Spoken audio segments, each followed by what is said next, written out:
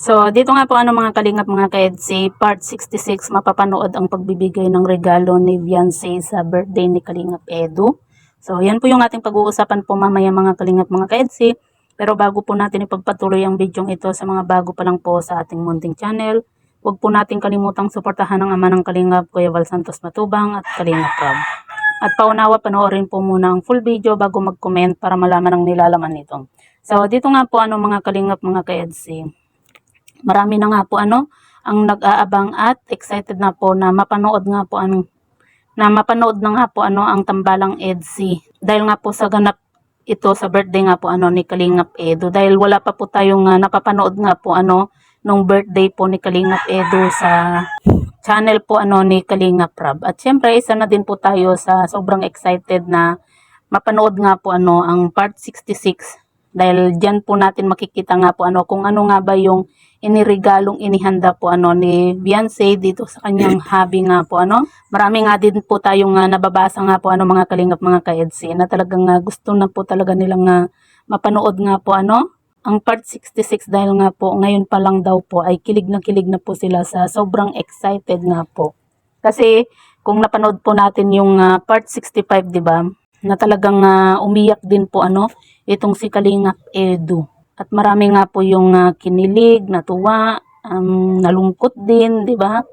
Pero ngayon po mga kalingap mga ka-EDC, sa part 66 po ay talagang masasabi po natin na kilig at tuwa po yung mapapanood po natin dito. Sana nga po mga kalingap mga ka-EDC, makapag-upload na po itong si Kalingap Rob para naman mapanood na rin po natin yung ganap nga po nung birthday nga po ni Kalingap Edu. Dahil dito rin po natin makikita kung ano nga ba yung panibagong twist, 'di ba? Dahil napakadami po ng mga EDC supporters, sponsor ang naghanda nga po para sa kaarawan po ng ating gwapong si Habi. Alam mo naman po natin mga kalingap mga ka-EDC kung gaano nila pinaghahandaan po yung mga ganitong okasyon.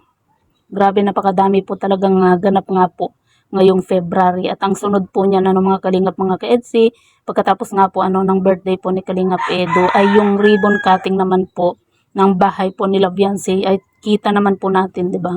Na tapos na po yung bahay po nila at talagang napakaganda. Talagang malamansyon nga po mapapasana all na lang po tayo mga kalingap mga ka-EDC.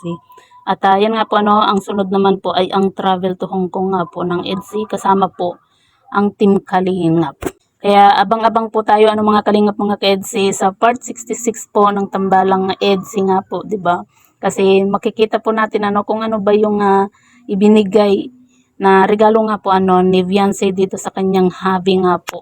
At ayan nga po mga kalingap mga ka-EDC, patuloy lang din po nating suportahan po itong si Kalingap Edu at Beyonce nga po. Huwag po tayong magpapadala po sa or magpapa-apekto nga po sa mga taong gusto nga pong sirain ang magandang samahan nga po ng EDC. Kumbaga magtiwala lang po tayo dito nga po sa EDC, lalong-lalo na po dito kay Kalingap Edu. Kasi si Kalingap Edu po yung lagi nilang ginagawaan po ng issue. Kaya magtiwala lang po tayo dito kay Kalingap Edu. At alam naman po natin na mahal po ni Kalingap Edu itong si Beyonce nga po.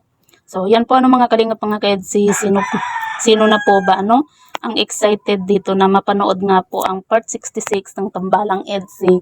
Dahil nga po ako talagang panay ang tingin ko nga po sa upload po ni Kalingap Rob kung meron na bang part 66 nga po. Dahil excited na din po ako na mapanood nga po kung ano nga ba yung naging ganap sa birthday party po ni Kalingap Edu. So yan po mga kalingap mga ka-EDC, ano po yung masasabi nga po ninyo patungkol po dito. I-comment nyo lang po sa ibaba at babasahin po natin isa-isa.